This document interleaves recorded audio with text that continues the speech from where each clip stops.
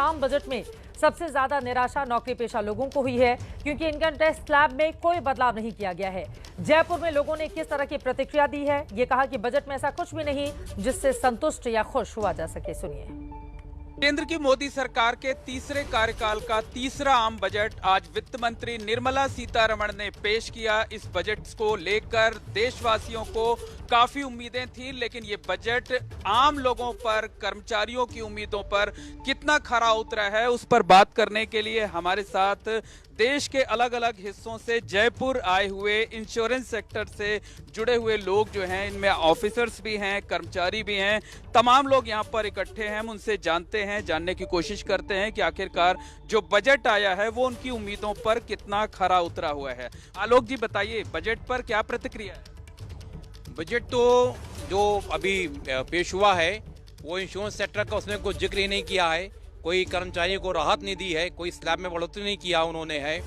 और जैसे मेडिसिन को लेके करें, आम जनता के लिए उन्होंने कैंसर की दवा में थोड़ा छूट दिया, बाकी के लिए कुछ उन्होंने किया नहीं। शर्मा जी, ये बताइए ओवरऑल बजट कैसा है, आपकी उम्मीदों पर खरा उतरा है या नहीं? नहीं, कोई खरा नहीं है और आम जनता के लिए ये बजट अच्छा नहीं है।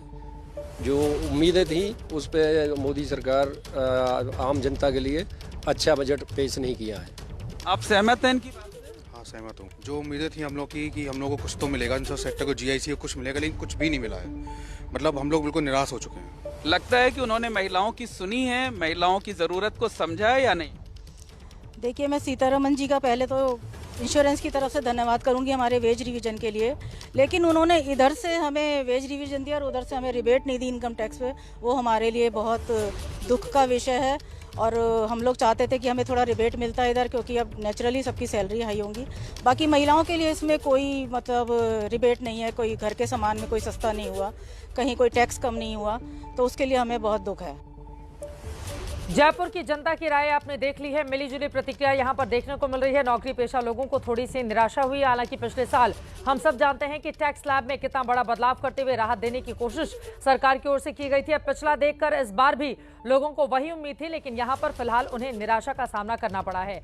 कुल मिलाकर सरकार की ओर से तारीफों के पुल बांधे जा रहे हैं, तो विपक्ष सबसे खराब बजट इसको करार दे रहा है। अब इससे विकसित भारत के लक्ष्य को कैसे प्राप्त किया जाएगा, इसी पर बातचीत करने के लिए हमारे साथ पूर्व केंद्रीय मंत्री स्मृति ईरानी जी जुड़ चुकी हैं। आपका बहुत बहुत स्वागत है एबीपी न्यूज पर।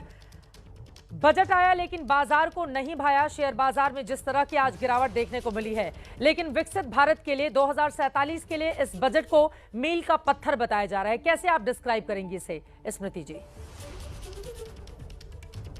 आज घोषणा हुई है बायोफार्मा शक्ति की,